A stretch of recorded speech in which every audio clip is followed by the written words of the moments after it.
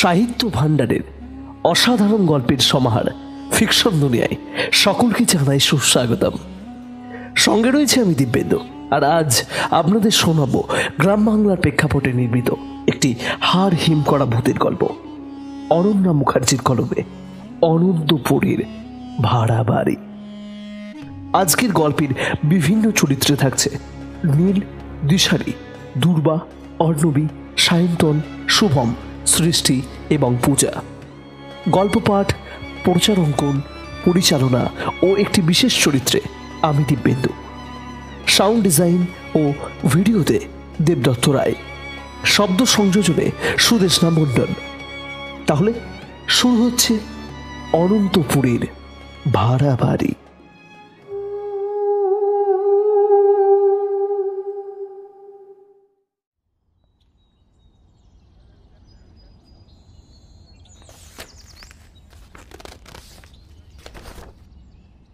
খবরের কাগজটা নামিয়ে চায়ের কাপে চুমুক দিতে সৌমেনের ভ্রুযুগল সামান্য কুঁচকে উঠল।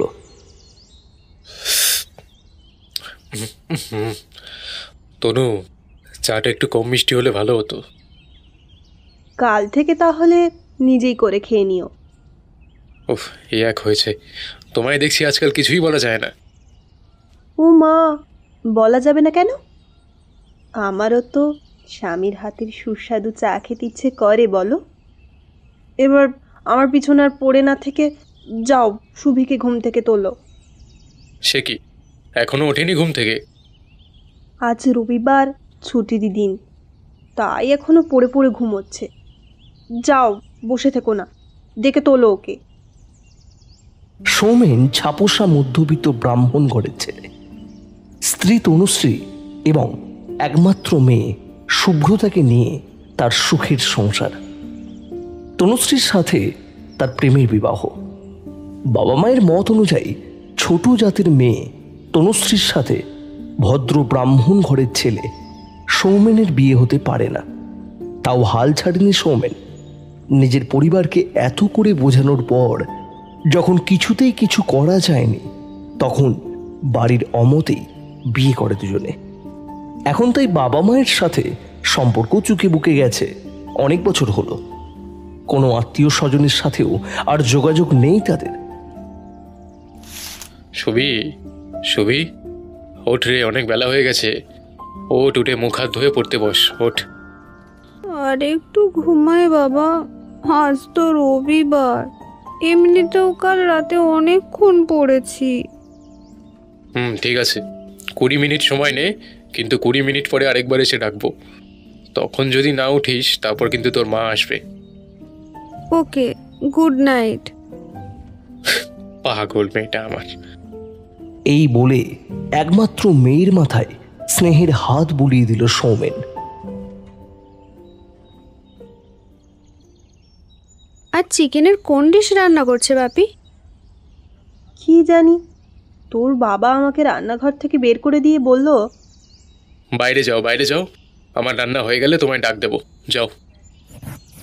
আরে সেই তখন থেকে শুধু হাত আর খুন্তির আওয়াজই আসছে। ঘণ্টাখানেক সময় নিয়ে সৌমেন রান্নাঘর থেকে বের হলো। আজকে দুপুরের খাবারে রয়েছে ফ্রাইড রাইস আর চিলি চিকেন। খাবার দেখে লাফিয়ে উঠল শুভ্রতা। ওহ বাপি, ইউ আর দ্য বেস্ট। সে তো অবশ্যই। এবার তোর মাকেও বলে দে, তার থেকে রান্নায় আমি কোনো অংশে কম নই। কথা শুনে মুখ বাঁকালো বটে তনুশ্রী, কিন্তু মনে মনে ধন্যবাদ দিল নিজের আরাধ্য ঈশ্বরকে। এই মানুষটাকে ভালোবেসে সে কোনো ভুল করেনি। আজও মনে পড়ে বাড়ি থেকে বেরিয়ে আসার সময় বাবার দেওয়া অভিশাপের কথা। আমাদের মুখে চুনকালি মাখিয়ে তুই কোনোদিনও ভালো থাকবি না তনু। শ্বশুর শাশুড়ি তো বের করেই দিয়েছে, আমরাও তোকে ত্যায্য করলাম। আজ থেকে নিজের এই মুখ আর কোনোদিনও দেখাবি না আমাদের। যা। আজও নিজের বাবার দেওয়া অভিশাপের কথা মাথায় এলে শিউরে ওঠে তনু। প্রতিদিন ঠাকুর ঘরে সজল চোখে নিজের স্বামী সন্তানের জন্য মঙ্গল কামনা করে। মা, ও মা, কোথায় হারিয়ে গেলে গো? কখন থেকে ডাকছি যে তোমায়। নিজেকে সামলে নিয়ে কোনো মতে বলল তনুশ্রী। হারিয়ে আবার যাবো কোথায়? এখানেই আছি, চল খেতে বস। রবিবারের দুপুরটাও এমনইভাবে হাসি মজা আনন্দে কেটে গেল। তখন ওরা কেউই জানতো না যে তাদের সুখের সংসারে কত বড় ঝড় আসতে চলেছে।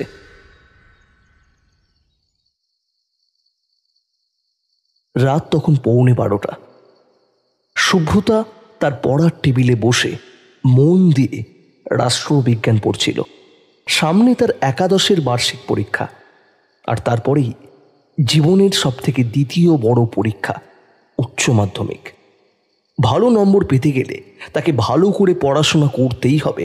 সোনার চামচ মুখে নিয়ে জন্মায়নি সে, তাই এইটুকু বয়সেই সে বুঝে গেছে মধ্যবিত্তদের একটা সচ্ছল জীবনযাপন করার জন্য পড়াশোনাটা ঠিক কতটা জরুরি। কারণ একমাত্র তাহলেই সে একটা ভালো চাকরি পাবে, নিজের বাবা মাকে একটা সুন্দর জীবন দিতে পারবে। ভাড়া বাড়িকে যত সুন্দর করে সাজাও না কেন, সেটা ভাড়া বাড়ি থাকে। নিজের মায়ের কষ্টটাও বোঝে সে ভালো করেই। তার স্বপ্ন যে সে নিজের পায়ে দাঁড়াতে পারলে নিজের একটা বাড়ি বানাবে, সেখানে তারা 3 জন থাকবে। তার বাবা মার নিশ্চয়ই সেদিন খুব গর্ব হবে শুভ্রতাকে নিয়ে। তার ভাবনায় ছেদ পড়ল জানালা দিয়ে প্রিয় বেড়াল কুট্টুসের ডেকে ওঠায়। ও মা, কুট্টুস, তুই আজ আসতে তো দেরি করলি যে? আমি তোর জন্য কখন থেকে খাবার নিয়ে অপেক্ষা করছিলাম। একটা বিস্কুট নিয়ে এসে জানালাটা খুলে দিয়ে বেড়ালের মুখের সামনে ধরল ওটা। বিড়ালটাও সঙ্গে সঙ্গে কুটকুট করে খেতে লাগলো। ওর মাথায় হাত বুলিয়ে দিতে দিতে হঠাৎই একটা ঠান্ডা বাতাস ছুঁয়ে গেল শুভ্রতাকে। গাটা শির শির করে উঠল। ঠান্ডা লাগছে, ভারী অদ্ভুত তো। এখন তো বেশ গরম পড়েছে, আকাশে মেঘের চিহ্নটুকু নেই। তাহলে ঝকঝকে দাঁড়ায় ভরা আকাশ, বৃষ্টির নামগন্ধ নেই। তাহলে হঠাৎ এরকম বাতাস? তবে কি জ্বর এলো? হাতের তালুটা নিজের কপালের উপরে রাখল। গরম তো নয়, বরং স্বাভাবিকের থেকে একটু যেন ঠান্ডায়। বিড়ালটাও খেতে খেতে থেমে গিয়ে উঠে দাঁড়িয়ে পড়ল। চেয়ে রইল সামনের বাড়িটার দিকে। ওটা তো লোকনাথ দাদুর বাড়ি। দাদুর এক মেয়ে, তার বিয়ে হয়ে গেছে, এবং এক ছেলে ব্যাঙ্গালোরে চাকরি করে। দাদু এবং ওনার স্ত্রী একাই থাকেন। প্রায়ই মায়ের সাথে সেখানে যায় শুভ্রতা। দুজনেই ভারী মিষ্টি। ঠাম্মির হাতে নারকেল নাড়ু, তালের বড়া থেকে আরম্ভ করে এক বাটি শুক্তো কিংবা ধোকার ডালনাও বাড়িতে চলে আসে। আর নিজের বাড়িতে ভালো মন্দ রান্না হলে দাদুর বাড়িতে নিজে গিয়ে শুভ্রতা দিয়ে আসে। ঘড়িটা দেখল 12:45 মতো বেজে গেছে। দেখল দাদুর সামনের রাস্তাটায় ঝুঁকে কিছু যেন একটা খুঁজছে। নির্জন রাস্তায় একটা জনপ্রাণীও নেই। জানালা দিয়ে সবটাই পরিষ্কার দেখতে পাচ্ছে ও। মেইন গেটটাও তো বন্ধ। দূরে কয়েকটা কুকুর ডেকে উঠল। অবশ্য ডেকে উঠল বলার থেকে কেঁদে উঠল বলাই ভালো। চমকে উঠল শুভ্রতা। এমনিতেও ছোটবেলা থেকে কুকুর ভীষণ ভয় পায়। বিড়ালটাও কেমন যেন ভয়ে কুঁকড়ে রয়েছে। একটু বেরিয়ে এসেই দুধারে পায়চারি করতে লাগলো দাদু। হঠাৎই আগের থেকেও বেশি ঠান্ডা লাগতে শুরু করেছে তার। পায়চারি করতে করতে থেমে গিয়ে আশেপাশে দেখতে লাগলেন তিনি। শুভ্রতার চোখে চোখ পড়তেই কেমন যেন থমকে গেলেন, যেন এই সময়ে ওকে একটুও আশা করেননি। পরিস্থিতি স্বাভাবিক করতে ও হাত নাড়া দিয়ে অল্প হাসল, কিন্তু পরিবর্তে তিনি শুভ্রতার দিকে তাকিয়ে একটুও হাসলেন না। কেমন কঠিন শীতল সেই চাহনি। সেই সময় বিড়ালটাও এক লাফে পাশের ঝোপে গিয়ে পড়ল। তারপর বাড়িওয়ালার বাগান পেরিয়ে অন্ধকারে মিশে গেল। পর মুহূর্তেই দাদুকেও আর দেখতে পেল না শুভ্রতা। জানালা দরজা বন্ধ করে দিয়ে পর্দা টেনে দিল। বিদ্যুৎ চমকের মতো একটা কথা মাথায় খেলে গেল তার। 4 দিন আগে দাদুকে হসপিটালে ভর্তি করা হয়েছিল বুকে ব্যথা অনুভব হওয়ার জন্য। পাড়ার কজন মিলেই হসপিটাল নিয়ে যাওয়া হয়েছিল। মাঝে একদিন ওর বাবা অফিস থেকে ফেরার পথে দেখাও করে এসেছিল। জানিয়ে দিল দাদুর হার্ট অ্যাটাক করেছে, এখন ভালো আছে। ঠাম্মি তার মেয়ের বাড়িতে ছিল কাল, তবে তারা কি এসে গেছে? কিন্তু কখন এলো? এলে তো জানতে পারতো ওরা। একটা শীতল স্রোত বয়ে গেল শরীর জুড়ে। আর কিছু ভাবতে পারছে না ও। এক লাফে বিছানায় গিয়ে চাদর মুড়ি দিয়ে শুয়ে পড়ল শুভ্রতা। বড্ড শীত করছে ওর। কপালে হাত দিয়ে দেখতেই সেই আগের মতোই হিম শীতল ঠান্ডা শরীর। এক সময় ঘুমিয়ে পড়ল, কিন্তু ঘুমের মধ্যেও বারবার ঠান্ডায় কেঁপে উঠতে লাগলো। রাস্তায় আবার কয়েকটা কুকুর একসাথে চেঁচিয়ে উঠেই চুপ করে গেল।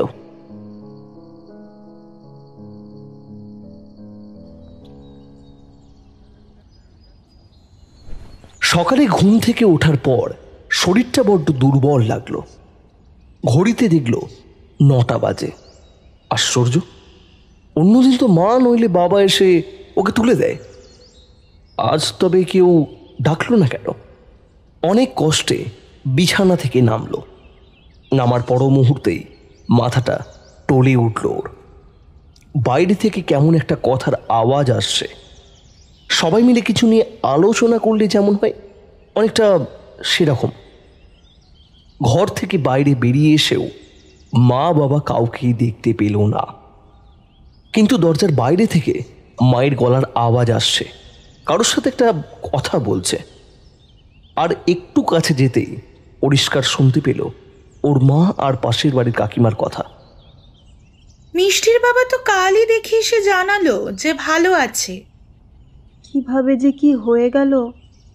শুভের বাবাও তো কাল সুস্থ দেখে এলো মানুষটাকে। মানুষের মৃত্যু দিদিভাই কখনকার লেখা আছে কেউ যে টের পাবে না। বড্ড ভালো মানুষ ছিলেন লোকনাথ জেঠু। শুভিকেও বড্ড ভালোবাসতো। শুনছি কাল রাত নাকি 11:30 নাগাদ মারা গেছে। হসপিটালের ঝক্কিও তো কম নয়। মিষ্টির বাবা কিছুক্ষণ আগে ফোন করে জানালো যে আর 8 ঘন্টার মধ্যেই।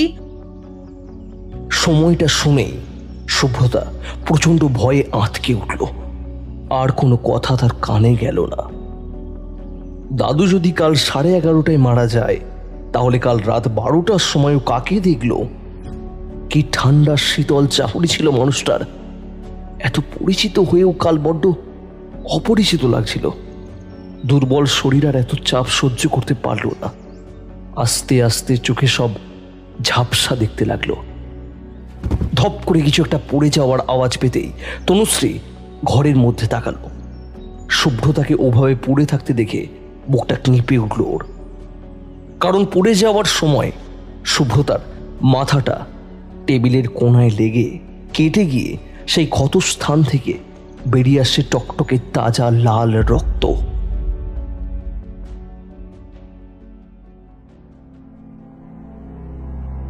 চোখ মেলে তাকাতে শুভ্রতার বেশ কষ্ট হলো। ঘরে থাকা জোরালো আলোটার জন্য মাথাটা প্রচন্ড যন্ত্রণায় টনটনিয়ে উঠল। নিজের ঘরেই আছে ও। ডান হাতে একটা স্যালাইনের ক্যানেল লাগানো রয়েছে, মাথায় ব্যান্ডেজ।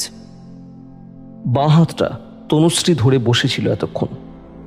ওকে নড়ে চড়ে উঠতেই টলমলে চোখে ওর দিকে তাকালো। কি হলো? নড়াচড়া করিস না, কিছু লাগবে তোর? দাদু কিভাবে এমন করে হলো মা? কথা জড়িয়ে গেল ওর। কাল রাতের কথা মাকে বললে মাকে বিশ্বাস করবে? দাহ কাজ হয়ে গেছে। তোর বাবা এই কিছুক্ষণ আগেই এলো, ওই ঘরে ফ্রেশ হচ্ছে।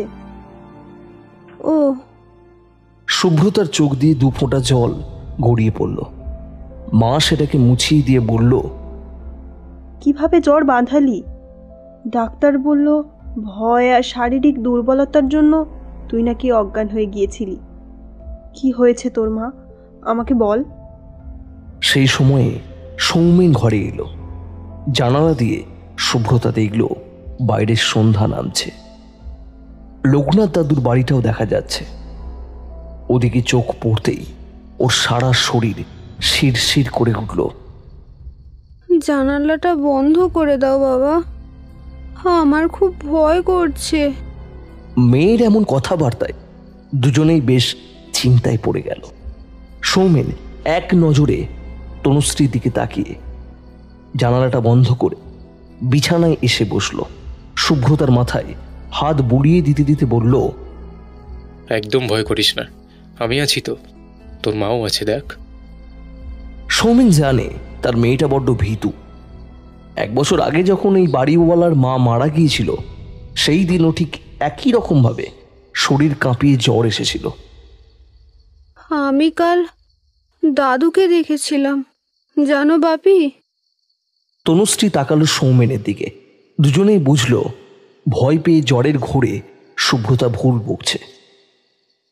আচ্ছা ঠিক আছে, এখন আর ওসব কথা বলতে হবে না। কাল সকালে বলিসক্ষণ, নয়তো তুই আবার ভয় পাবি। তনু, তুমি ওর জন্য কিছু খাবার নিয়ে এসো তো, আজকে রাতে আমরা এই ঘরেই শোবো। শুভ্রতা বাবার কোলে সেঁটে রইল। রাত তখন 11:15। রান্নাঘরের কাজকর্মগুলো মিটিয়ে ঘরে এলো তনুশ্রী। শুভ্রতা তখন বাবার কোলে মাথা রেখে অঘোরে ঘুমোচ্ছে। খাওয়ার পর কড়া ডোজের ওষুধের কারণে ওর ঘুমিয়ে পড়াটাই স্বাভাবিক। সজল চোখে মেয়ের মাথায় হাত বুলিয়ে দিল। বড্ড ভয় পেয়েছে মেয়েটা আজকে, তার উপরে আবার জ্বরও হয়েছিল।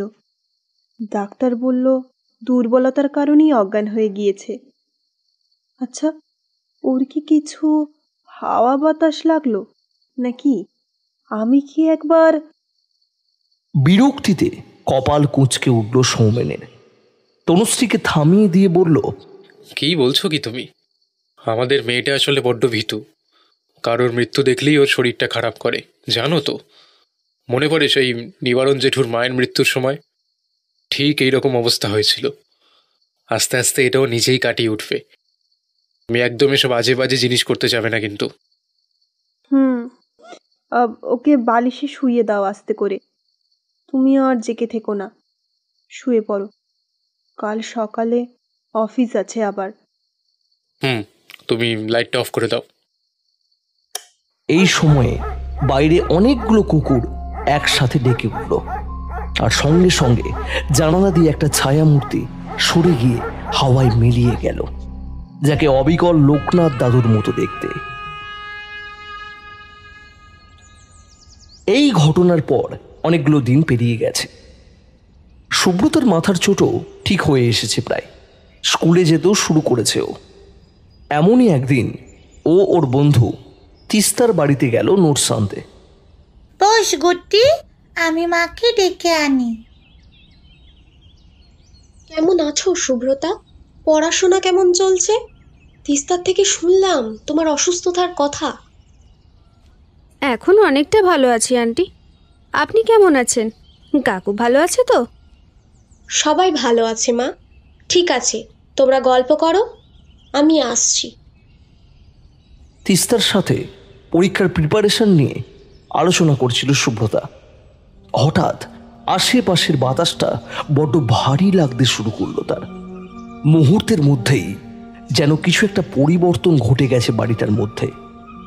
মনে হলো কিছু একটা জিনিস যেটা অনুভব করতে পারছে কিন্তু দেখতে পাচ্ছে না।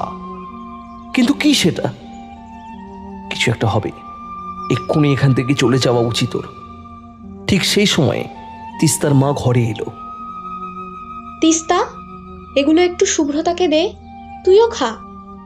আমি তোর দিদাকে ডেকে তুলি, সেই দুপুর থেকে ঘুমোচ্ছে, বিকেল হয়ে গেল। হাতের সিঙ্গারাতে একটু কামড় দিতেই মুখটা বিস্বাদ হয়ে গেল শুভ্রতার। এমন নয় যে সিঙ্গাড়াটা বাজে খেতে, কিন্তু এই মুহূর্তে ওর কিছুই খেতে ইচ্ছে করছে না। আধ খাওয়া সিঙ্গাড়াটা হাতে নিয়ে তিস্তার থেকে নোটসগুলো বুঝে নিচ্ছিল, কিন্তু মনটা তখনও কুগাইছে। তিস্তার মায়ের চিৎকার কানে আসতেই থরথর করে কেঁপে উঠল ওর সারা শরীরটা। প্রথম থেকে একটা খারাপ পূর্বাভাস পাচ্ছিল শুভ্রতা। তিস্তার সাথে ও ছুটে গেল তিস্তার দিদার ঘরে। সেখানে তিস্তার মা সমানে বৃদ্ধার হাত ধরে বিলাপ করে চলেছে। বিছানায় শুয়ে আছে এক বৃদ্ধার প্রাণহীন দেহ। আর এক মুহূর্ত ওখানে না দাঁড়িয়ে থেকে ছুটে রাস্তায় বেরিয়ে এলো সুবীর। বাড়ি ফিরে এক দৌড়ে নিজের ঘরে গিয়ে দরজা বন্ধ করে দিল সে। ছুটে আসার জন্য বেশ হাঁপাচ্ছে, নাকে মুখে বিন্দু বিন্দু ঘাম। ভয়ে আর বিস্ময়ে ফ্যাকাশে হয়ে গেছে তার মুখ। বাথরুমে এসে কল খুলে মুখে চোখে জল দিল কিছুটা। বাথরুমের আয়নায় নিজের প্রতিবিম্বের দিকে তাকিয়ে রইল। মুখে জলের ফোঁটা, এখনো অল্প বিস্তর কাঁপছে ও। কেন ওর সাথে এরকম হয় ওর জানা নেই। লোকনাথ দাদু মারা যাওয়ার ঘটনা, আজকে তিস্তার দিদা, এমনকি 3 বছর আগের নিবারণ দাদুর মায়ের মৃত্যুও। ও কি একাই বুঝতে পারে? অন্য কেউ পারে না কেন? তবে আর যাই হোক, কোনোদিন কেউ ওর কোনো ক্ষতি করেনি, শুধু নিজেদের উপস্থিতি বোঝানো ছাড়া। এর চেয়ে বেশি কিছু ভাবতে পারছে না শুভ্রতা। প্রচণ্ড যন্ত্রণায় মাথাটা ছিঁড়ে যাওয়ার জোগাড়। এরপর আর ওরকম অনুভূতি হয়নি ওর। পাশের বাড়ির ঠাকুমাও আর এখানে থাকে না, তার মেয়ে তাকে নিয়ে চলে গেছে। ও নিজেও আবার আগের মতোই পড়াশোনা শুরু করেছে। ঘটনাটা ঘটল তার দিন 15 পর। তনুশ্রী আর শুভ্রতা দুজনেই তখন সন্ধ্যায় চায়ের আয়োজন করেছে। কিছুক্ষণ পরই সৌমেন অফিস থেকে চলে আসবে। সৌমেন এলো আজ একটু দেরি করে, বড্ড ক্লান্ত দেখাচ্ছে আজকে ওকে। ওর বিষণ্ণ মুখটা দেখে কেমন যেন খটকা লাগলো তনুশ্রীর। জলের গ্লাসটা বাড়িয়ে দিয়ে বলল, কি গো, ঠিক আছো তুমি? আজ কিছু হয়েছে নাকি অফিসে? প্রশ্নের উত্তর না দিয়ে হাত বাড়িয়ে গ্লাসটা নিয়ে এক নিঃশ্বাসে ঢক ঢক করে জলটা খেয়ে ফেলল সৌমেন। তারপর পকেট থেকে রুমাল বের করে কপালের ঘামটা মুছল। আমাদের কোম্পানিটা আজকে বন্ধ হয়ে গেল তনু। মানে হঠাৎ করে? কিভাবে? হঠাৎ করে নয়, প্রায় 1 মাস আগে থেকে এরকম একটা গুঞ্জন চলছিল। আমি ভুয়ো খবর ভেবে পাত্তা দিইনি। কোম্পানির প্রচুর টাকা লোকসান হয়ে গেছে, তাই আজকে পুরোপুরিভাবেই বন্ধ হয়ে গেল। এবার তাহলে কি হবে? জানি না কি হবে, আমি নিজেও জানি না। এ বাজারে চাকরি পাওয়া যে কতটা কঠিন। যদি আগে থেকে কথাটা পাত্তা দিয়ে একটা চাকরি খুঁজতাম তাহলে। চিন্তা করো না, সব ঠিক হয়ে যাবে। সৌমেনের কাঁধে একটা হাত রাখল তনুশ্রী। রান্নাঘরের দরজায় দাঁড়িয়ে বাবা মায়ের সব কথা শুনেছে সুব্রতা। চিন্তায় ওর মুখটাও পাংশুটে বর্ণ ধারণ করল। তারপর আরো 10 দিন পেরিয়ে গেছে। কাজের সন্ধানে নানান জায়গায় ঘুরেও কোনো লাভ হয়নি তার। সব জায়গা থেকেই খালি হাতে ফিরে আসতে হয়েছে সৌমেনকে। কাজ পছন্দ হলেও থাকার জায়গার জন্য পিছিয়ে পড়ছে। হয় বাড়িওয়ালা ভাড়া বেশি বলছে, নয়তো সৌমেনের নিজেরই বাড়ি পছন্দ হচ্ছে না। তারপর আবার মাথায় হাজার চিন্তা। মাস পেরোলেই বাড়ি ভাড়া, শুভ্রতার টিউশন ফিজ, স্কুল ফিজ, পড়াশোনার খরচা, বাড়ির রেশন, এসব ভাবতে ভাবতেই রাস্তা পার হচ্ছিল। একটা বাইক তীরের বেগে এসে ওর সামনে ব্রেক কষে দাঁড়িয়ে পড়ল। বলি, আপনাদের যদি এতই মরার শখ থাকে তো অন্য কোথাও যান না। শুধু শুধু রাস্তার মধ্যে কি করেন আপনারা? ক্ষমা করে দিন, আসলে আমি সত্যিই দুঃখিত। সৌমেন, তুমি এই চেহারার কি হাল বানিয়েছো? চেনাই তো যাচ্ছে না। গলার শটটা চেনা লাগলেও চিনতে পারল না সৌমেন। হেলমেটটা খুলতে মানুষটার মুখ দেখেই হালকা হাসি খেলে গেল সৌমেনের মুখে। অলোকদা, তনুশ্রীর জামাইবাবু। আরে দাদা, ভালো আছো? কতদিন পরে দেখা হলো। দিদি পাপাই সব ভালো আছে তো? চলো চলো বাড়িতে চলো, আমার বাড়ি এই তো কাছেই, চলো। তনুশ্রী নিজের বাবা মার একমাত্র মেয়ে হলে কি হবে, জেঠুর মেয়েকে সে নিজের দিদির মতোই ভালোবাসতো। তাই বাবা মার সাথে যোগাযোগ না থাকলেও এই দিদি এখনো ওর সাথে যোগাযোগ রেখে দিয়েছে। দিদি বিয়ের পর থেকে ওর একমাত্র অভিভাবক। শুভ্রতার যখন 5 বছর বয়স তখনই তারা শেষবার দিদির বাড়ি গিয়েছিল সোনারপুরে। অসুস্থতার জন্য যাতায়াত করতে না পারলেও ফোন করে সর্বদাই সে সুখ দুঃখের খবর রাখে। তনু, এই তনু, আরে দেখো কাকে এনেছি। যাই। ও মা, জামাইবাবু, কতদিন পর তোমায় দেখলাম। দিদি পাপাই সবাই ভালো আছে তো? হ্যাঁ, সবাই ভালো আছে। তুমি কেমন আছো বলো? সুবি কেমন আছে? হ্যাঁ, আমি ভালো আছি, শুভিও ভালো আছে। আরে রাস্তায় দেখা হলো বুঝলে, ইনি তো কথা বলেই চলে যাচ্ছিলেন, একেবারে বগল দাবা করে এনেছি। কেন গো, গরিব মানুষের বাড়িতে আসতে বুঝি ইচ্ছে করছিল না? আরে ছি ছি ছি ছি, তা কেন, আসলে একটু তাড়া ছিল বলে। ওসব কোনো তাড়া টাড়া শুনবো না, তুমি দুপুরে খেয়ে যাবে ব্যাস। এই না না, ওরকম বলো না, আমি চলে যাব, এদিকে একটু কাজে এসেছিলাম। অগত্যা দুজনের জোড়াজুড়িতে অলোক সেদিনে দুপুরে থেকে গেল। দুপুরবেলা খাওয়ার পর সবাই একসাথে বসেছিল। একটা সত্যি কথা বলো তো সৌমেন, কিসের চিন্তা তোমাকে এত ভাবাচ্ছে? কি হয়েছে তোমার? অন্য মনস্কভাবে বলে সৌমেন। কই না তো, কিছু হয়নি। মিথ্যে বলো না, রাস্তায় তুমি আর যথেষ্ট অন্যমনস্ক হয়ে চলছিলে। না না, আসলে একটু অসাবধানতায় হয়ে গেছিল অমন। সত্যিটা আমাকে খুলে বলো। তোমার মুখ দেখে বোঝা যাচ্ছে তুমি সমস্যার মধ্যে আছো, তাও সমানে লুকিয়ে যাচ্ছ। চেহারার কি হাল বানিয়েছো দেখেছো? তনু, তুমি তো কিছু বলো অন্তত। তনুশ্রী চুপ করেই বসে রইল। শুভি, আমাদের ঘরের ছোট আলমারিতে অনেকগুলো চকলেট আছে, একটু নিয়ে আসবি? মেশো এলোই যখন, তাহলে পাপাইকে কয়েকটা পাঠিয়ে দিই। আচ্ছা, আনছি। আসলে আমাদের কোম্পানিটা 10 দিন আগে বন্ধ হয়েছে অলোকদা। মানে রাস্তায় রাস্তায় একটা চাকরির জন্যই ঘুরছি আর কি, কিছুতেই সুরাহা হচ্ছে না। হঠাৎ করে এরকম বন্ধ হয়ে গেল? না, হঠাৎ করে নয়, 1 মাস আগে থেকে এরকম শুনছিলাম। আমি ভুয়ো ভেবে কান দিইনি, তখন পাত্তা দিলে আজ হয়তো একটা চাকরি থাকতো। কিন্তু তুমি এসব কথা আমাদের আগে বলনি কেন? না মানে আসলে তোমরা তো নানা রকম চিন্তা ভাবনা নিয়ে থাকো, তাই এসব বলে আর বিরক্ত করিনি। বাহ, চমৎকার, তুমি খুব বুদ্ধিমত্তার পরিচয় দিয়েছো সৌমেন। আজ আবার যদি এরকম হতো তাহলে কি তোমরাও এতটাই বিরক্ত হতে? আপনি ভুল ভাবছেন জামাইবাবু, আসলে আমরা। তুমি চুপ করো, আমাকে না বললেও তোমার দিদিকে তো বলতেই পারতে। প্রতিদিন এত গল্প করো আর এই কথাটা বলতে পারোনি। এবারেও নিরুত্তর রইল তনুশ্রী। শোনো সৌমেন, চাকরি খোঁজা ছাড়ো, ব্যবসা শুরু করো। ব্যবসা? হ্যাঁ, ব্যবসা, তোমার নিজের ব্যবসা। কিন্তু ব্যবসার বিষয়ে তো সেরকম কোনো ধারণাই নেই আমার। আমি তাহলে আছি কি করতে? শোনো, সোনারপুরের পাশের গ্রাম অনন্তপুর, নামে গ্রাম হলেও মফস্বল এলাকা, ব্যবসার জন্য দারুণ জায়গা। আমাদের সেখানে 2টো ঘর খালি পড়ে আছে, তুমি কালই সেখানে গিয়ে দেখে আসবে, চলো।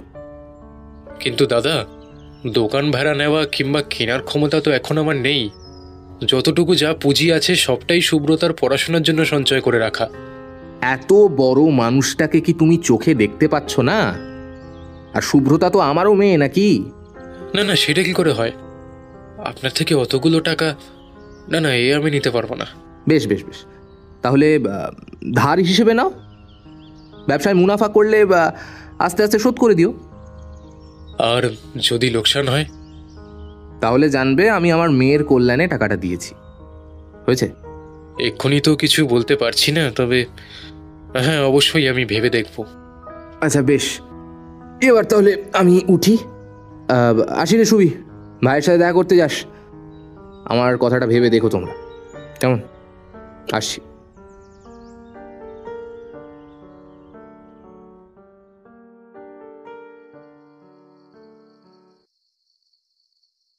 রাত 10টা বাজে।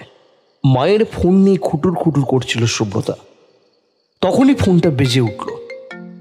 মা, ও মা, সুলেখা মাসি ফোন করছে তোমাকে। দিদি এই সময় ফোন করছে কেন? ফোনটা ধরে কথা বলো, আমি গ্যাসটা মুছে যাচ্ছি। তনুশ্রী ঘরে এসে দেখে সুব্রতা বেশ হেসে হেসেই বক বক করছে। শাড়ির আঁচলে জল হাতটা মুছে বলল, কই দে। হ্যাঁ বল দিদি, ভালো আছিস? তোর কি আক্কেল রে তনু, এত কথা তুই আমাকে বলিস আর এই কথাটা লুকিয়ে গেলি? আমরা কি তোর পর? না দিদি, আসলে আর আসলে নকলে কিচ্ছু নয়। সৌমেনকে বোঝা ভালো করে, তোর জামাইবাবু সব ব্যবস্থা করে দেবে। আমার কাছেই থাকবি। আর কত চাকরি খুঁজবে? নিজের ব্যবসা করতে বল, আমরা তো আছিই পাশে। আচ্ছা। ফোনটা কেটে যাওয়ার পরেও কানে নিয়ে বসে রইল তনুশ্রী। সৌমেন কি অলোকদের কথা শুনবে? মানুষটার আত্মসম্মান বোধ প্রবল, কিছু বলতে গেলে যদি আমাকেই ভুল বোঝে। কিন্তু একবার যদি ব্যবসায় দাঁড়িয়ে যায় আর তারপর যদি লোকসান হয়। মা, ও মা, ফোনটা মন কানে নিয়ে বসে আছো কেন? কথা বলবে তো। হ্যাঁ। মেয়ের ডাকে হুঁশ ফিরল তনুশ্রীর। ফোনটা রেখে বলল, ঘুমোতে যা, আর ফোন ঘাটতে হবে না। সকালে উঠে পড়তে বসবি। বেজার মুখে ফোন রেখে পাশের ঘরে চলে গেল সুব্রতা। তোমায় একটা কথা বলবো সৌমেন। কি কথা? আরে আবার জিজ্ঞাসা করার কি আছে, বলো না।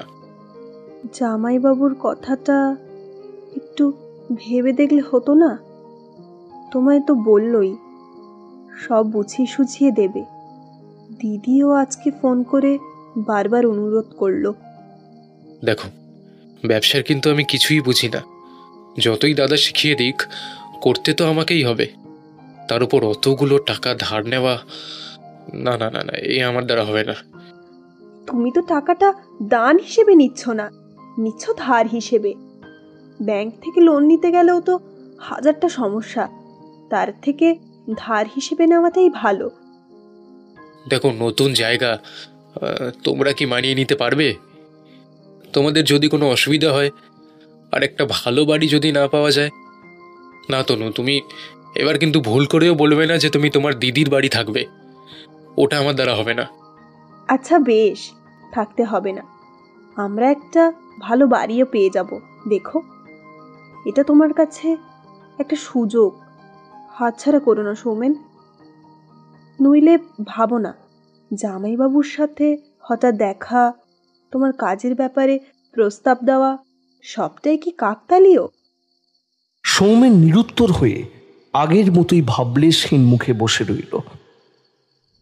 আগের মাসের ভাড়াটাও বাকি।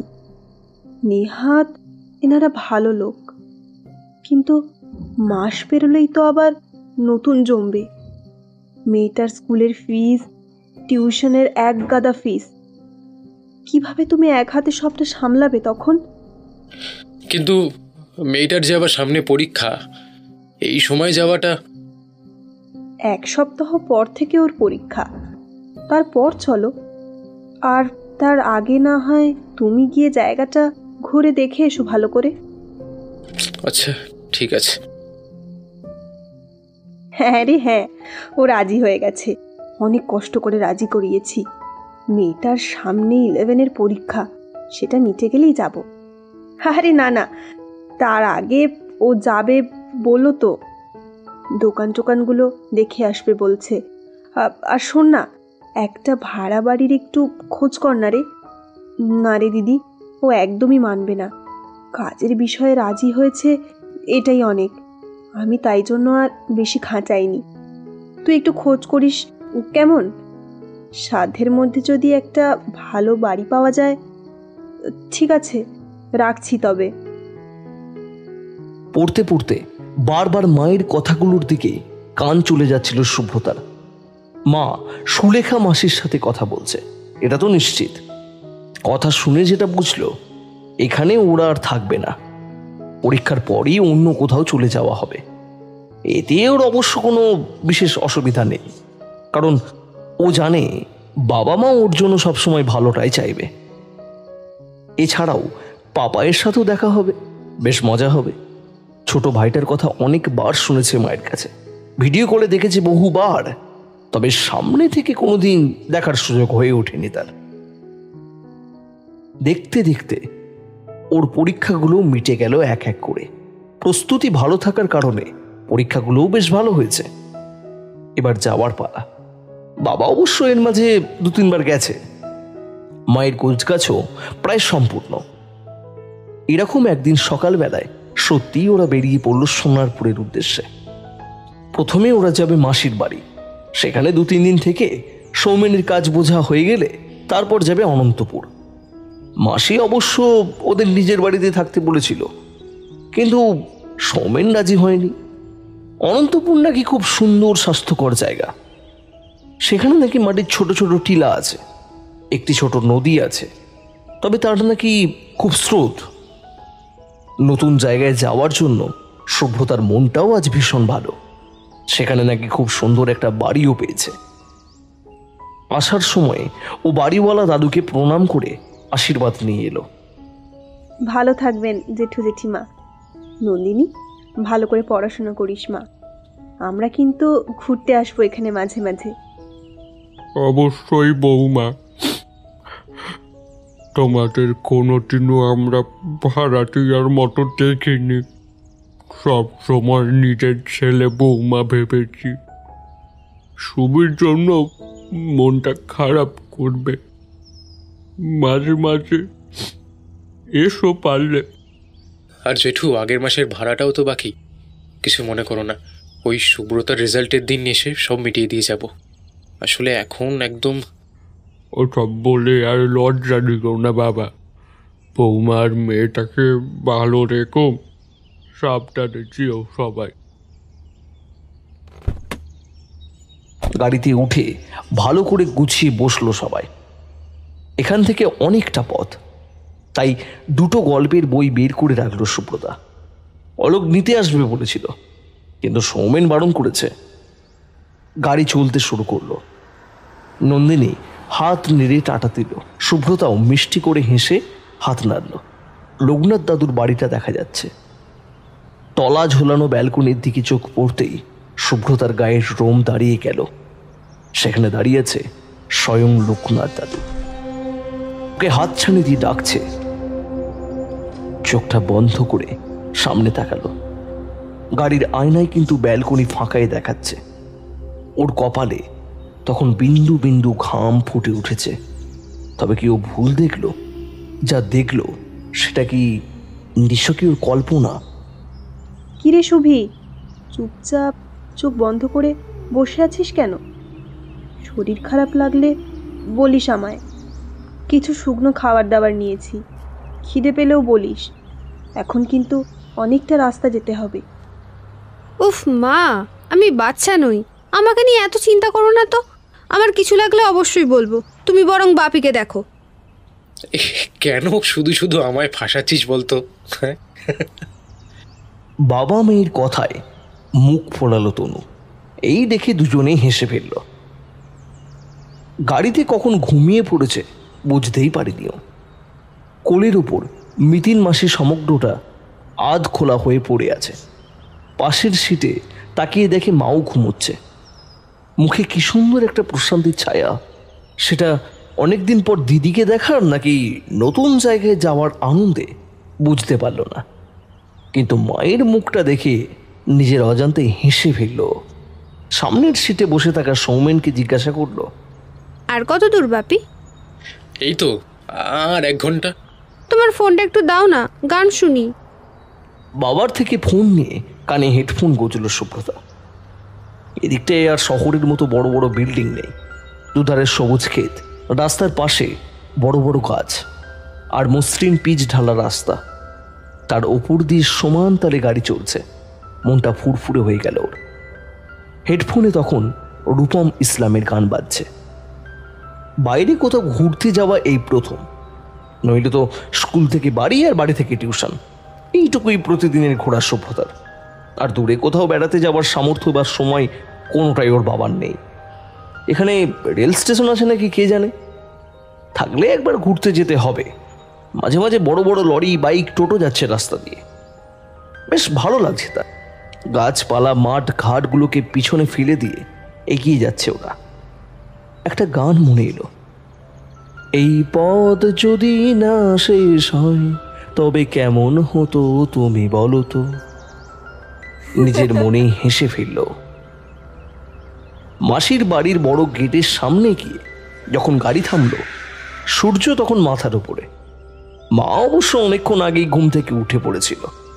মাসি আর পাপাই হই হই করে ঘরের ভিতর থেকে বেরিয়ে এলো। মেশো ঠিক ওদের পিছনে। গাড়ি থেকে নেমে দু বোনে তো গলা জড়িয়ে ধরে কেঁদেই ফেলল। সৌমেন আর অলোক মিলে ব্যাগপত্রগুলো নামাতে লাগলো। ড্রাইভার কাকুকে অলোক খেয়ে যেতে বলেছিল, কিন্তু তিনি ভাড়া আছে বলে চলে গেলেন। বলছি, তোমাদের ভরত সাক্ষাৎ হলে আমরা কি বাড়ির মধ্যে যেতে পারি? অলোকের কথায় দুজনে কান্না থামিয়ে ওদের দিকে মনোযোগ দিল। ও মা, তাই তো। সৌমেন ভালো আছো তো? শুভি কেমন আছিস মা? ইস, এতটা পথ এসে মুখ চোখ শুকিয়ে গেছে একদম। চল চল, বাড়ির ভিতরে চল তো, একেবারে হাত মুখ ধুয়ে খাওয়া দাওয়া করে নে। দুপুর গড়িয়ে বিকেল হতে চললো। পাপাইটা বেশ চঞ্চল, চোখে মুখে দুষ্টুমির ছাপ। শুভ্রতার দিকে তাকিয়ে মুচকি মুচকি হাসছে। লজ্জা পাচ্ছে বোধ হয়। ও একটা চকোলেট নিয়ে পাপাইয়ের সামনে গেল। কি রে পাপাই, চিনতে পারছিস আমায়? এই নে, এটা তোর। কিসে পড়িস তুই? চকোলেট পেয়ে পাপাইয়ের মুখ উজ্জ্বল হয়ে উঠল। বলল, চকোলেট? ক্লাস 4-এ। আর তুমি? ক্লাস 11-এ। ও বাবা, তুমি তো অনেক বড় গো। শুভ্রতা হেসে ওর মাথার চুলগুলো এলোমেলো করে দিল। হ্যাঁ, অনেক বড়। চল চল, ভাই বোনে পরে গল্প করিস, এখন খেয়ে নিবি আয়। চলো।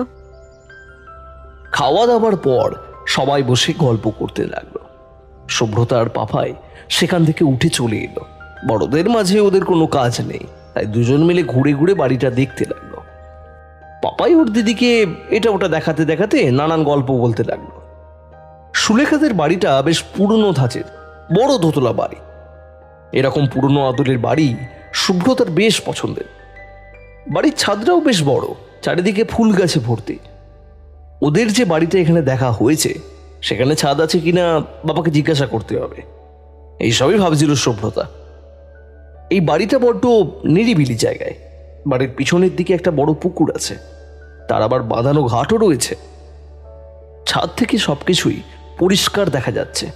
পাপাই বলে চলেছে, ওই যে দূরে আম কাঁঠালের বাগান দেখছো, গরমকালে ওখানে অনেক বড় আম হয় জানো। কাঁঠাল, বড় বাতাবি লেবু, এছাড়াও আরো নানা ফলের গাছ আছে। সব আমার দাদুর সময় থেকে। মা আমাকে বাগানে যেতে বারণ করে, বলে নাকি বাগানে দাদুর ভূত আছে। তুমি ভূতে বিশ্বাস করো? হ্যাঁ, করি। দোষ, ভূত বলে কিছু হয় না, আমাদের স্কুলে বলেছে। পাড়ার ছেলেরা চুরি করতে আসে সব ফল। আমি বাগানে যাই না, কিন্তু আমি ছাদে বসে বসে ফল পাহারা দিই। তুই পাহারা দিস? তাহলে পড়তে কখন বসিস? পড়িও তো, গল্পের বই পড়তে আমার খুব ভালো লাগে জানো। উপেন্দ্র কিশোর রায়চৌধুরী আমার প্রিয় লেখক। বেশ, তার অনেক বই আমার কাছে আছে, তোকে দিয়ে যাব যাওয়ার সময়। তোমরা চলে যাবে? হ্যাঁ, তবে পাশের গ্রামেই, অনন্তপুরে। ওখান থেকে বাবার কাজের জায়গা কাছে হবে তো, তাই চিন্তা করিস না, আমি তোর সাথে খেলতে আসবো। তুইও যাস আমাদের বাড়ি। হ্যাঁ। পাপাইয়ের সাথে গল্প গুজব করেই বিকেলটা কেটে গেল শুভ্রতার। বলছি, শোনো না, বাড়িটার সম্পর্কে আশেপাশে ভালো করে খোঁজ খবর নিয়েছো তো? হ্যাঁ, সে আর বলতে। দাদাও তো গিয়েছিল আমার সাথে। কেউই কোনো রকম বিরূপ মন্তব্য করেনি, আর ওনাদের ব্যবহারও খুব ভালো। যতীনবাবু, ওনার স্ত্রী ও একটা ছেলে, ওনাদের ছোট্ট সংসার। বাবা মা মারা গেছেন অনেককাল আগেই। দাদারা বিদেশে থাকেন, ওনাদেরই দায়িত্বে দিয়ে গেছেন। ওই ঘরগুলো ভাড়া দেওয়া হয়, 2 বছর আগে এক পরিবার ছিল, বুঝলে? বাড়ির কর্তা বদলি হয়ে যাওয়ার কারণে ওরা চলে গেছে। তবে থেকে এই বাড়ি খালিই পড়ে আছে। আমি সবই দেখে এসেছি। জলের ব্যবস্থাও বেশ ভালো। তোমাদের সেখানে কোনো অসুবিধা হবে না। আমি বলি কি, খালি বাড়ি এতদিন পড়েছিল, আমরা ওঠার আগে সেখানে একটা সত্যনারায়ণ পুজো করলে ভালো হয় না? হ্যাঁ রে তনু, ঠিক কথাই বলেছিস। এটাই ঠিক হবে। আগে একটা পুজো করে নাও, তারপর যাও। এতদিন বাড়িটা খালি পড়েছিল, আমারও মনটা কেমন খুঁতখুত করছিল। সবাই সাই দিল। ঠিক হলো পরশুদিন সত্যনারায়ণ পুজো করা হবে। বাড়িওয়ালাকেও ফোন করে জিজ্ঞাসা করা হলো, তাদেরও কোনো অমত নেই। ওদের সাথে পাপায়েরাও 2 দিন থাক। নতুন বাড়িতে সবটা একা হাতে সামলে উঠতে তনুশ্রীর বেশ সমস্যা হবে, তাই সুলেখা নিজেই এই প্রস্তাবটা দিল। সেই মতোই সব ব্যবস্থা হলো। আজ শুভ্রতারা নতুন বাড়িতে যাবে। পুজো শুরু হবে 12টা থেকে, তাই ওরা সকাল সকালই বেরিয়ে পড়েছে।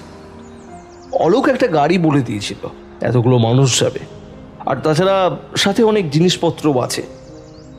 অলোকদের বাড়ি থেকে গাড়িতে গেলে 25 মিনিটের রাস্তা।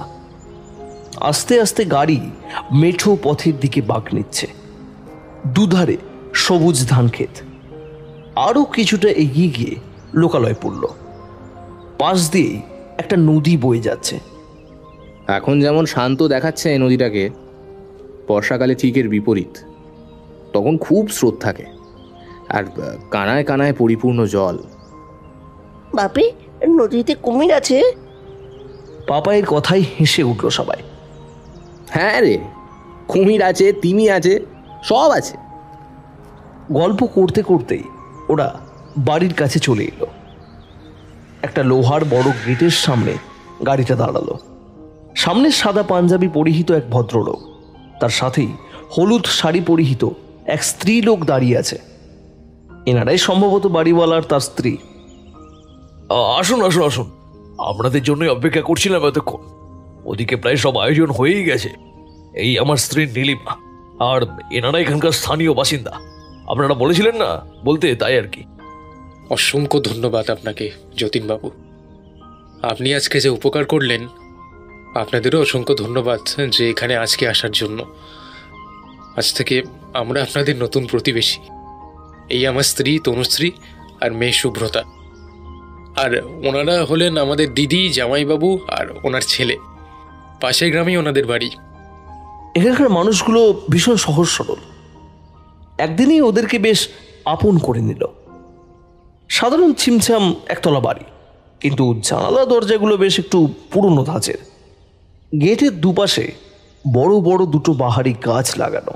একপাশে এক ফালি বাগান রয়েছে, তবে দীর্ঘদিন পরিচর্যা না করায় সেখানে এখন শুধুই ঘাস। বাহ, বেশ ভালো।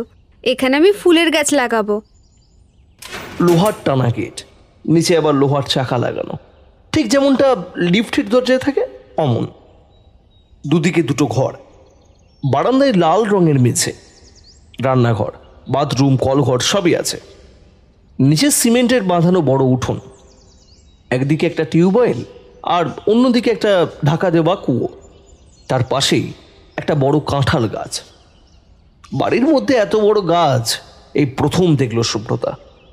ঘরগুলোতে পুরনো আমলের শ্বেত পাথরের মেঝে।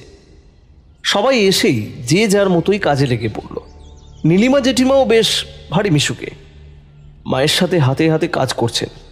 পাপায়ও সমবয়সী কটা বাচ্চাকে পেয়ে তাদের সাথে হুড়োহুড়ি করছে। শুধু একমাত্র শুভ্রতারই যেন ভালো লাগছে না।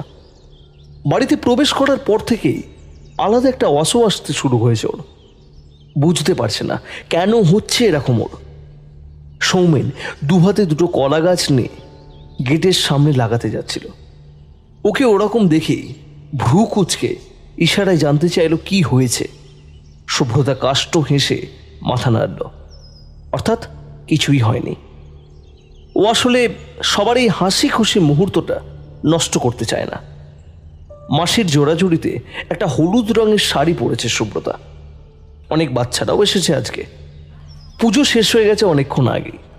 সবাই বাড়ির ভিতরে গল্প করছে, আরও অনেকে আছে। এদিকে ও বাইরের সিঁড়ির ওপরে বসে বসে ভাবছিল বাগানে কোথায় কি গাছ লাগাবে। এমন সময় দেখল একটা বাচ্চা মেয়ে গেট দিয়ে ঢুকে ওদের বাড়ির দিকেই আসছে। মেয়েটা পাপাইয়ের চাইতেও ছোট, একটা ফুল চাপা লাল ফ্রক পরে আছে, মাথায় দুটো ঝুঁটি, গোলগাল চেহারা, বেশ মিষ্টি দেখতে। কাছাকাছি আসতে শুভ্রতা তাকে ডাকলো। ওর ডাক শুনে বাচ্চাটা ভারী আশ্চর্য হয়ে গেল, গোল গোল চোখ করে ওর দিকে চেয়ে রইল। তারপর গেটের দিকে চেয়ে ডাকলো, মা। ওর মা হয়তো গেটের ওপাশে আছে।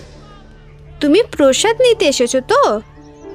সে আবারও গোল গোল চোখে শুভ্রতার দিকে তাকিয়ে রইল। মেয়েটি সম্ভবত লজ্জা পাচ্ছে। আচ্ছা, তুমি এখানে বসো, আমি তোমার জন্য প্রসাদ আনছি। শুভ্রতা একটা থার্মোকলের বাটিতে প্রসাদ, ফল, মিষ্টি, বাতাসা নিয়ে বাইরে এসে দেখে কেউ নেই। বাচ্চাটা তো ভারী চঞ্চল, নিশ্চয়ই ওর মাকে গিয়ে বলেছে দেয়নি। পাশে বাবাই কটা বাচ্চার সাথে ধরাধরি খেলছিল। সুব্রত ওকে ডেকে বলল, এই ভাই, একটা বাচ্চা মেয়ে ছিল এখানে, কোন দিকে গেল বলতো? আমি দেখিনি রে সুবিধি।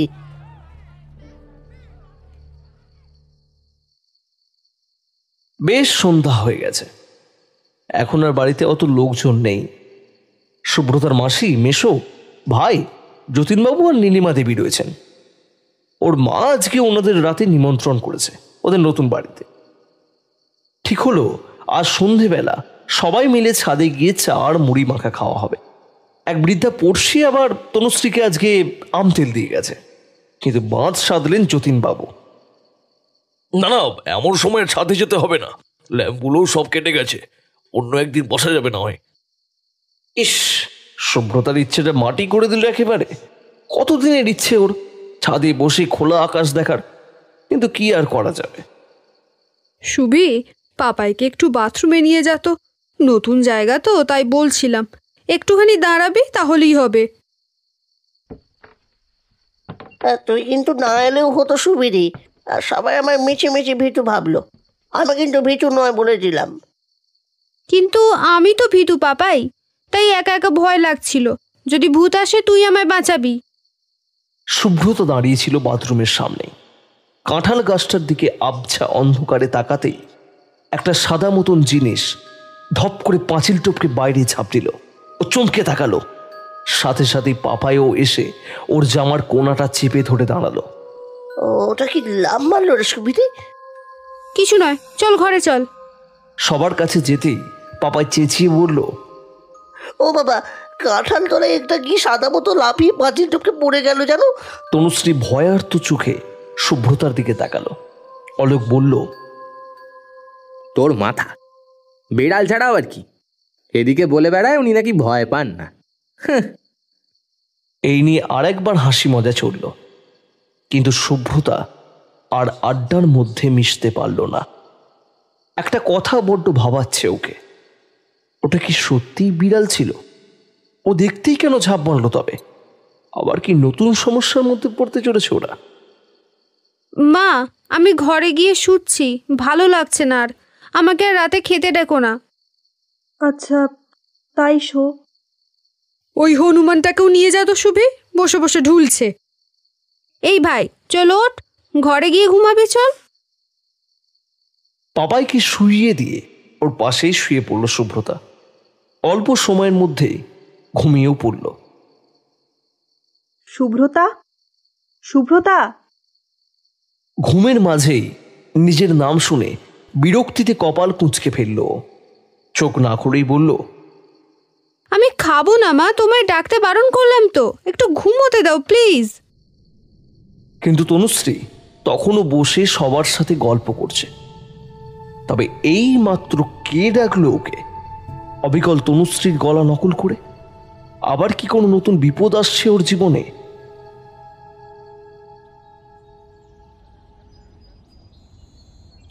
একাদশের বার্ষিক পরীক্ষা চলাকালীন অনেক ভোরে ঘুম থেকে ওঠার অভ্যাস হয়ে গিয়েছিল। অভ্যাসবশতই ঘুমটা ভেঙে গেল। একবার বাথরুম যেতে হবে। ঘড়িতে দেখলো 3:45 বাজে। মাকে কি ডাকবে একবার? না থাক, দরকার নেই, জীবনে অনেক রকম পরিস্থিতি সে দেখেছে, তাই একটু হলেও সাহসটা বেড়েছে। মানুষটাকে আর বিরক্ত করতে চাইল না। রাতে কখন ঘুমিয়েছে কে জানে। দরজা খুলে বাইরে বেরিয়ে আসার পর দেখল ভোর হয়ে গেল, চারিদিকে ঘুটঘুটে জমাট বাঁধা অন্ধকার, কিন্তু বাড়িতে সব কটা আলোয় জ্বেলে দিয়েছে, তাই ভয় করছে না। কিছুটা যেতেই বারান্দার সিলিং থেকে সামান্য পলেস তারা খসে পড়ল মাথার ওপর। চুলটা ঝেড়ে এগিয়ে গেল। মাথার উপর দিকে তাকালে দেখতে পেত একটা হাত পা ওয়ালা জীব মাথাটাকে উল্টো করে ওর দিকে তাকিয়ে টিকটিকির মতো ঝুলছে। তার মুখটা বিভৎস, চোখটা লাল, কিন্তু চোখের মণিগুলো সাদা। দেখতে মানুষের মতো লাগলেও ওটা মানুষ নয়। তার শরীরে অনেক বছর আগে থেকেই প্রাণের কোনো অস্তিত্ব নেই। বাথরুম থেকে বেরিয়ে এসে ভয়ে শুভ্রতার হাত পা কাঁপতে লাগলো, কারণ লাল মেঝের উপর ধুলো পায়ের ছাপ। আসার সময় জুতো পরতে গিয়েও সে নিচের দিকে তাকিয়েছিল, কিন্তু তখন তো এসব কিছুই ছিল না। হাতের মুঠি শক্ত করে পায়ের ছাপগুলোকে অনুসরণ করতে লাগলো, যেটা গিয়ে শেষ হয়েছে ঢাকনা দেওয়া কুয়োটার কাছে। আশেপাশে খুঁজেও আর কোনো রকম পায়ের ছাপও দেখতে পেল না।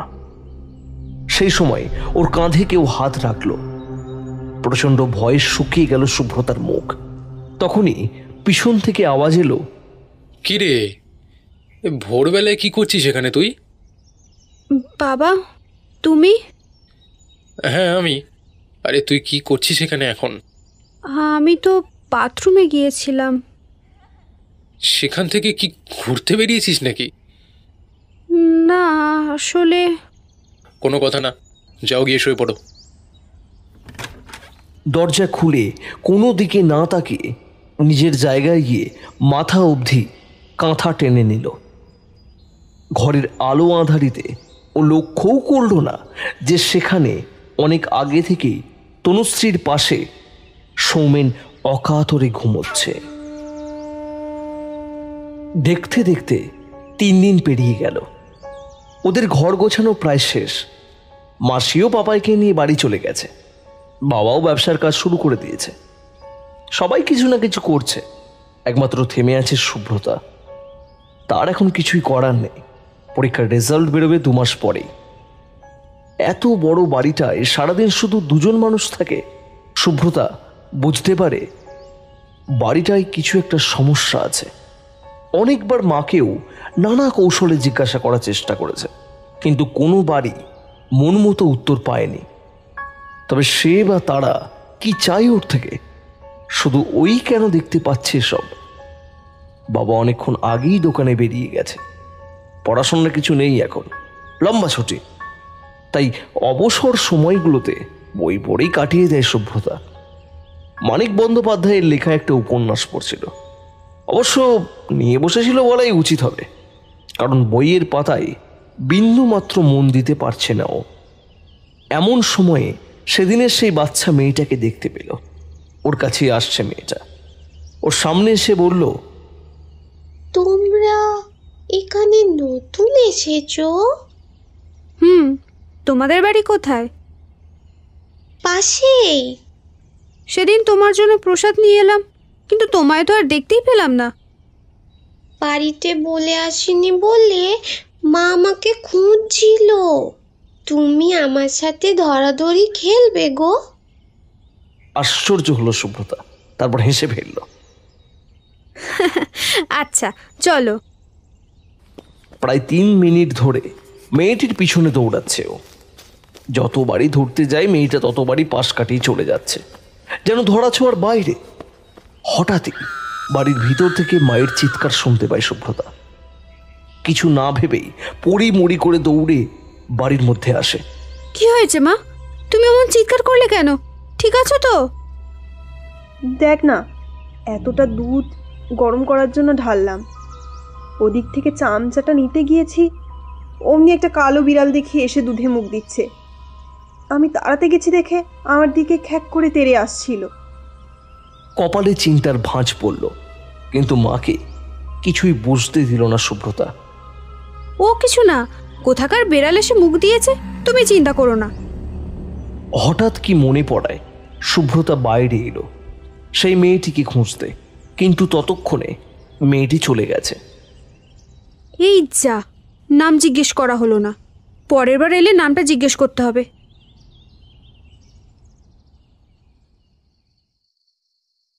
সন্ধেবেলায় সৌমেন বাড়ি ফিরলে শুভ্রতা ওকে চা দিতে গেল। এই নাও বাবা। দে। তারপর আজকে তোমার দিনটা কেমন গেল? হ্যাঁ, ভালোই রে মা। তোর মেশোর থেকে অনেক কিছু শিখেছি। এখানকার মানুষগুলো সত্যি অনেক ভালো, জানিস। গ্রাম হলেও ওদিকটায় মফস্বল এলাকা। এখন তো বেচা কেনা ভালোই হচ্ছে, এরকমভাবে চলতে থাকলেই ভালো। আচ্ছা বাবা, আমাদের বাড়ির মধ্যে একটা কুয়ো আছে দেখছিলাম, ওটা বাঁধানো কেন? আমিও যতীনবাবুকে এটা জিজ্ঞেস করেছিলাম, জানিস। তা তিনি জানালেন নাকি ছোটবেলায় তার দাদার মেয়ে খেলতে খেলতে এখান থেকে নাকি পড়ে গিয়েছিল, তখন থেকেই এটাকে ঢাকা দিয়ে বন্ধ করা হয়েছে। ও, তা তুই হঠাৎ কুয়ো নিয়ে পড়লি কেন? না, এমনি জিজ্ঞেস করছিলাম। ঠিক আছে, তুমি বসো, আমি মায়ের কাছে যাই। তাহলে সেই বাচ্চা মেয়ের মৃত আত্মাই আমাকে কিছু বলতে চাইছে, কিন্তু সেদিনের পায়ের ছাপগুলো তো একটা পরিণত বয়সের মানুষের মতো ছিল। রাতে তখন কটা বাজে খেয়াল নেই। ঘুমটা হঠাৎ করে ভেঙে গেল শুভ্রতার। বড্ড অস্বস্তি হচ্ছে তার, ঘেমে চান করে গেছে একদম। চোখ খুলে আবিষ্কার করলো পাখা চলছে না, কারেন্ট চলে গেল নাকি। কিন্তু ঘরের মধ্যে নীল নিয়ন আলোটা তো জ্বলছে, তাহলে পাখা চলছে না কেন? ইলেকট্রিকের সমস্যা হচ্ছে নাকি? না, কালী বাবাকে বলতে হবে। হাত বাড়িয়ে বিছানার কাছে থাকা বোর্ডে পাখার সুইচে হাত দিতেই ভয়ে ওর বুকের রক্ত জমে হিম হয়ে গেল। পাখার সুইচটা বন্ধ করা, অথচ ঘুমানোর সময় ও আলো অফ করে পাখা চালিয়ে শুয়েছিল। তাহলে এটা কিভাবে সম্ভব? আর ভিতর থেকে ঘরের দরজাও তো বন্ধ। বাবা মা যে ঘরে ঢুকে বন্ধ করবে তার কোনো অবকাশ নেই। আর তারা বন্ধই বা করতে যাবে কেন? সুইচটা আবার অন করে শুয়ে পড়ল, কিন্তু ঘুমোতে পারল না। 5 মিনিট পর পাখাটা আবার বন্ধ হয়ে গেল। তারপরেই ঘরে থাকা সাদা আলোটা জ্বলে উঠল, আর সেই আলোতে সে যা দেখল জীবনে কোনো দিন ভুলবে না। একজন স্ত্রীলোক তার ঘরে বন্ধ দরজার সামনে হাঁটু মুড়ে বসে আছে, মুখটা দেখা যাচ্ছে না। শুভ্রতা আঁতকে উঠল, গলা ফাটিয়ে চেঁচাতে গেল, কিন্তু গো গো শব্দ ছাড়া এক ফোঁটা আওয়াজও বাইরে এলো না। হঠাৎই লাইটটা আবার অফ হয়ে গেল। সেই আবছা নীল আলোতে সে দেখল সেই মহিলা আস্তে আস্তে পুরো উল্টো দিকে ঘুরে গেল। ঠিক ছোটবেলায় আমরা যেরকম ব্যায়াম করতাম ওই রকম। উল্টো হয়ে যাওয়ায় তার চুলগুলো সরে গিয়ে মুখটা দেখা যাচ্ছে। বিভৎস সেই মুখ, পচা গলার চামড়াটা যেন এক্ষুনি খুঁড়ে পড়ে যাবে। সেটা আস্তে আস্তে হাওয়ায় মিলিয়ে গেল। শুভ্রতা হাতের মুঠো শক্ত করল, একবার শেষ চেষ্টা করলো নিজেকে রক্ষা করার। হাত বাড়িয়ে সুইচ বোর্ডের আলোটা জ্বালিয়ে দিয়ে দরজাটা খুলে প্রাণপণে দৌড়ে গেল পাশের ঘরে। মাঝরাতে দরজায় ঠকঠক শব্দ পেয়ে সৌমেন চমকে উঠে বসল। তনুশ্রীরও ঠিক একই অবস্থা। দরজা খুলে তারা অবাক হলো, একই সাথে ভয়ও পেল। তারা দেখল শুভ্রতা দাঁড়িয়ে রয়েছে দরজার ওপাশে, চুল উস্কো খুস্কো, উদ্ভ্রান্তির মতন চেহারা, চোখগুলো যেন ঠিকরে বেরিয়ে আসবে। কিছু জিজ্ঞাসা করার আগেই জ্ঞান হারিয়ে লুটিয়ে পড়ল মেয়েটা। হ্যাঁ গো, কি হলো গো মেয়েটার? ওরকম অজ্ঞান হয়ে পড়ে গেল কেন? আরে ওহো, কাঁদছো কেন? আগে ধরে তোলো মেয়েটাকে। হ্যাঁ শুভি, শুভ, কি হলো রে মা? চোখ খোল, চোখটা খোল একবার। শুভি, এই শুভি, কি হলো মা? চোখটা খোল, কি হয়েছে রে? বল আমাদের শুভি। তনুশ্রী তো কেঁদে পাগল প্রায়। সৌমেন ওকে সান্ত্বনা দিলেও নিজে ভিতরে ভিতরে অশান্ত হয়ে উঠছে। মেয়েটা যে ওর প্রাণ। এই আমায় একটু জল দাও তো, ওর চোখে মুখে ছেটাই। অল্প অল্প জল ওর মুখে ছেটাতে লাগলো সৌমেন, আর গালে আলতো হাতে মারতে লাগলো। মারে, ওঠ ওঠ ওঠ মা, ওঠ, কি হয়েছে তোর বল, কি রে? জলের ঝাপটার চোটে অল্প করে চোখের পাতা খুলল শুভ্রতা। মা বাবার গলা পেয়ে ফুঁপিয়ে কেঁদে উঠল, বলল,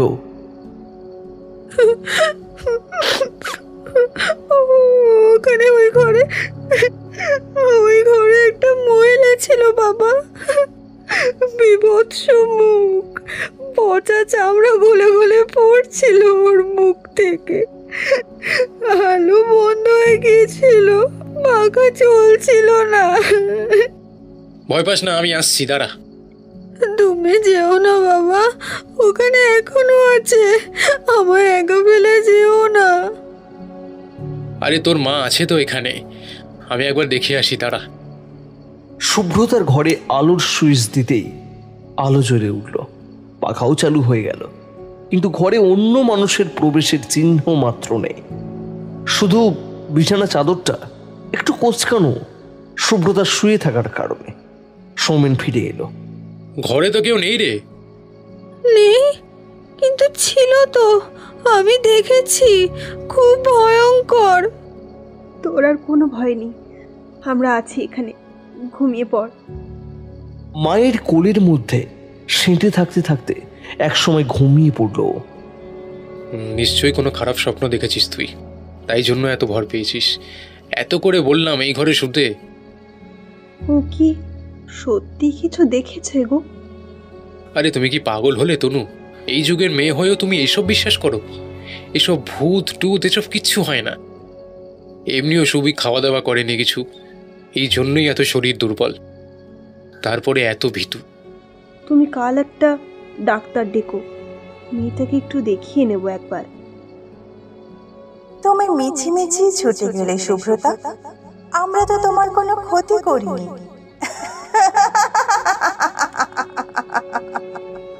বলেই অমানবিক স্বরে হাসতে লাগলো একটা মহিলা কণ্ঠ, আর কণ্ঠটা ভেসে আসছে ঠিক ওর ঘরের বিছানার নিচ থেকে।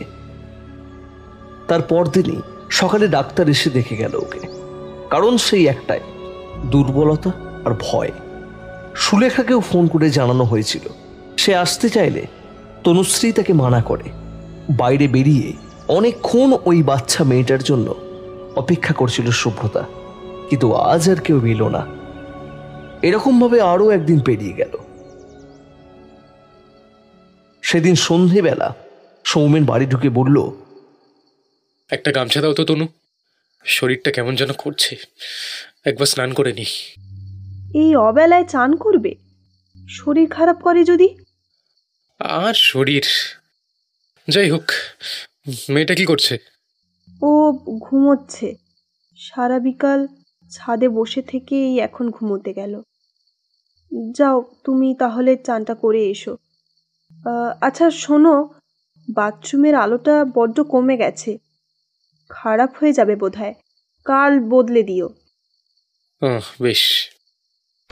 বাথরুমে গিয়ে সাবান, শ্যাম্পু আর তেল এক জায়গায় রেখে গামছাটা টাঙিয়ে দিল হুকে। কল খুলে চোখে মুখে জল দিয়ে যেই না মাথাটা তুলতে যাবে, ঠক করে মাথাটা ঢুকে গেল। এখানে তো কিছু থাকার কথা নয়, আলোটা সত্যিই বড্ড কমে গেছে। চোখ মুছে ওপরে তাকাতেই ভয়ে শরীরটা ঠান্ডা হয়ে গেল ওর। দুটো পা ওপর থেকে ঝুলছে। বাথরুমটা ওদের বাড়ির বাইরে, পাকা নয়, টালির ছাদ আর বাঁশের কড়িকাঠ। সেই বাঁশের সাথেই কাপড় পেঁচিয়ে একজন মহিলা গলায় দড়ি দিয়েছে, তার জিভ কেটে রক্ত গড়িয়ে পড়ছে। চোখগুলো বিভৎসভাবে খোলা, যেন এক্ষুনি ঠিকরে বেরিয়ে আসবে। প্রবল আর্তনাদ করে সৌমেন মেঝেতে লুটিয়ে পড়ল। তনুশ্রী সেই সময় বাইরেই ছিল কোনো একটা কাজে। স্বামীর আর্তনাদে বুক কেঁপে উঠল তার। কি হলো গো, পড়ে গেলে নাকি? বাথরুমের দরজার সামনে সৌমেনকে পড়ে থাকতে দেখে জ্ঞান শূন্য হয়ে দৌড়ালো ওদিকে, কিন্তু বাথরুমে পৌঁছে ওই দৃশ্য দেখে ও মা গো বলে চিৎকার করে সেও স্বামীর পাশে লুটিয়ে পড়ল।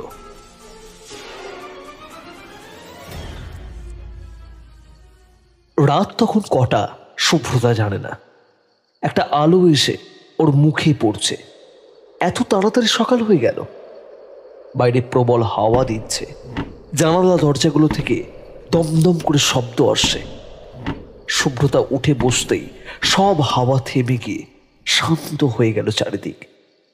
ঘরের মধ্যে আশ্চর্য রকমের একটা বদল ঘটেছে। যে বিছানায় ও এখন বসে আছে সেই খাট ওদের নয়। এমনকি বিছানার চাদর বালিশগুলো অবধি আলাদা। হতে পারে মা বদলেছে, কিন্তু ওর শোয়া অবস্থায় কিভাবে করলো এগুলো? আর বিছানাটা বা কোথায় গেল? ঘরের মধ্যে একটা জল চৌকি, একটা আলাদা আলমারি আর একটা ছোট আলনা। সেই আলনায় থাকা জামা কাপড়গুলো একটাও তাদের নয়। বাইরে বেরিয়ে গেল সবটা আমূল বদলে গেছে। ওর মা কোথায়, বাবা কোথায়? বাইরে থেকে চেঁচাতে চেঁচাতে একটা লোক আসছে। এটা তো যতীন জেঠু। বৌদি, বৌদি, কোথায় তুমি? শুভ্রতাকে ভেদ করে যতীন জেঠু বারান্দা পেরিয়ে বাড়ির মধ্যে ঢুকে গেল। একজন মহিলা বেরিয়ে এলো ঘর থেকে। চমকে উঠল শুভ্রতা। এটা তো সেদিনের সেই ভয়ঙ্কর দেখতে মহিলা, হুবহু এক কাপড়। না, কোনো সন্দেহ নেই, সেই এক সোনালি পাড়ের নীল শাড়ি। তবে আজকে তাকে দেখে একটুও ভয় করল না তার। কি সুন্দর শান্ত ঢলঢলে পান পাতার মতো মুখখানি, বড় বড় চোখ। বলো ঠাকুরপো। তাচ্ছিল্যের সাথে মুখ বেঁকিয়ে বিশ্রীভাবে হাসলো যতীন জেঠু। বলো, তা কেমন আছো আজকাল? তুমি কি কাজে এসেছিলে একটু বলবে? ঠিক আছে, তবে কাজের কথা দিয়ে আসি। এটাতে টুক করে একটা সই করে দাও তো দেখি। কিসের কাগজ এটা? বাড়ি বিক্রির, বাড়ি বিক্রির। বাড়ি বিক্রি? কিন্তু কেন? বাড়িটা বিক্রি করলে আমরা কোথায় যাব? হ্যাঁ রে, ভেবো না, ভেবো না। জাহান নামে পাঠাবো না তোমাদের মা বেটিকে। সময় মতো টাকা পেয়ে যাবে, তারপর বাপের বাড়ি চলে যেও। আমি এই বাড়ি বিক্রি করব না। তোমার দাদার সাথেও তো এই নিয়ে ঝামেলা হলো। তোমার লজ্জা করে না? মানুষটা মারা গেছে 10টা দিন পেরোয়নি, আর তার মধ্যেই তুমি এইসব শুরু করে দিলে। তোমার জ্ঞান শুনতে এখানে আসিনি আমি। সইটা করে দাও, চলে যাচ্ছি।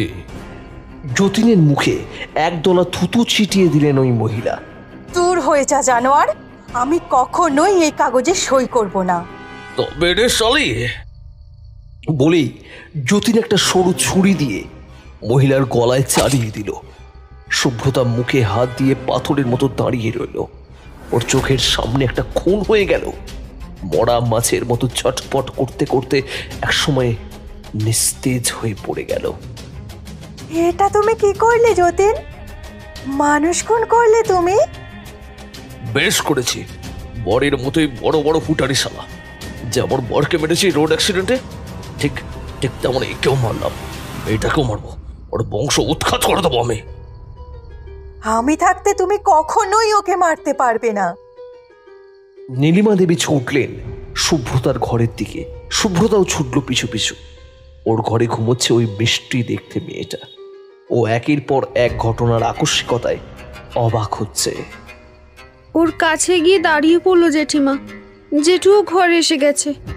একটা বালিশ নিয়ে বাচ্চাটার মুখের ওপর চেপে ধরলো জেঠিমা। আমি আটকাতে গেলাম, কিন্তু পারলাম না। আমি ছুতেই পারছি না ওদের। যেমন আমার অস্তিত্ব ওরা বুঝতে পারছে না। একসময় ছটপট করা বন্ধ করে দিল মেয়েটা। আমি হাউমাউ করে কেঁদে ফেললাম। আমি তোমাকে বলেছিলাম না, আমি থাকতে তুমি ওকে মারতে পারবে না।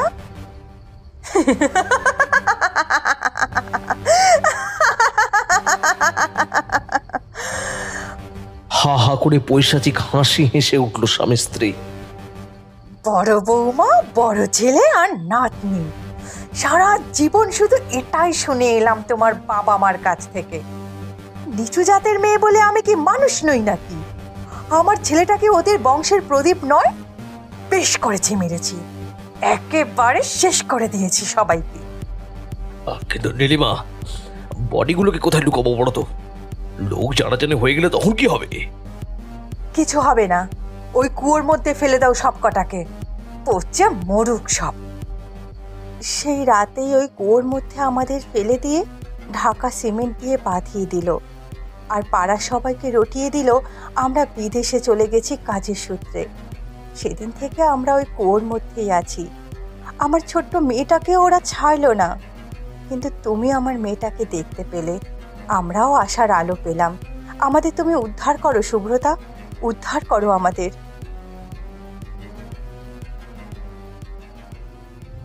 সকাল 10টা বাজে। যতীন বসে বসে সকালের জল খাবার খাচ্ছিল।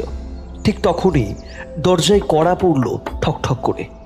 দরজা খুলে সকাল সকাল একগাদা পুলিশ দেখবে সে আশা করেনি। একটা ঢোক গিলে নিজেকে সহজ করার চেষ্টা করলো। কি যতীন বাবু, বাড়িতে ঢুকতে দেবেন না নাকি? না, তা কেন? আসুন আসুন আসুন। তা আপনারা কি মনে করে সকাল সকাল? সকাল সকাল এতগুলো পুলিশ দেখে নীলিমার মুখটা অন্ধকার হয়ে গেল। নীলিমা দেবী, আপনিও বসুন, কথা আছে। কি কথা অফিসার? আপনার দাদা বৌদিরা কোথায়? যতীন কেসে উঠল।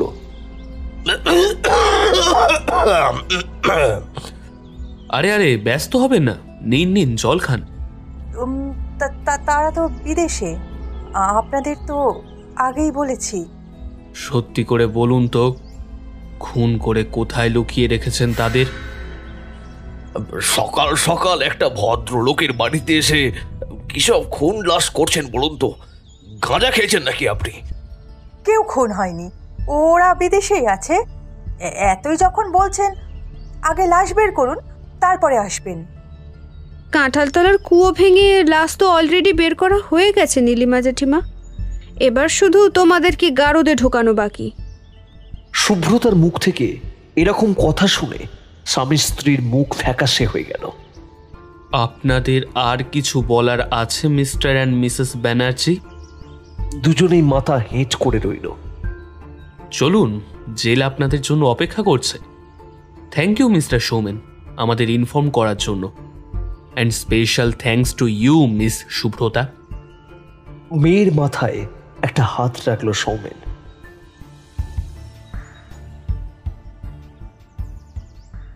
প্রায় 1 বছর হয়ে গেছে। শুভ্রতারা অনেকদিন আগেই ওই বাড়ি ছেড়ে দিয়েছে। সৌমেন অবশ্য এখনো ব্যবসা করে এখানে। মাসির বাড়ির কাছেই নতুন একটা বাড়ি করেছে ওরা। ওটা ওদের নিজেদের বাড়ি। কিন্তু আজও মাঝে মাঝে একটা স্বপ্ন দেখে শুভ্রতা। সেই বাচ্চা মেয়েটা আসে স্বপ্নে, এসে বলে, সুবিদি আমার সাথে ধরাধরি খেলবে গো।